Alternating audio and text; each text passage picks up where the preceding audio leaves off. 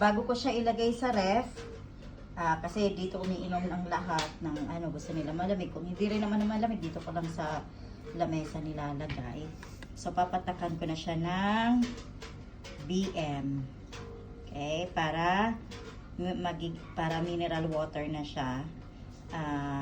Also, magiging alkaline water siya. So, good siya for the health. To prevent sa mga infectious bacteria. Okay. Yan. Huwag mo i-mix. Ganyan lang. Leave it like that. Isang patak lang sa isang pitchel. Na siya.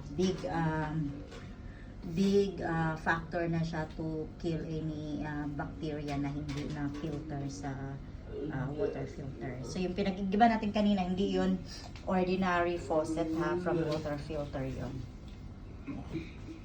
So, kahit hindi ka na magpapakulo, even babies, hindi ka na magpapakulo.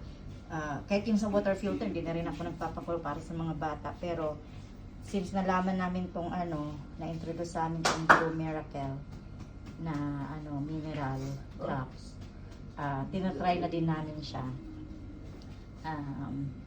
Para kasi kung meron mga small particle ng bacteria na hindi nasala sa water filter, this one can kill any bacteria.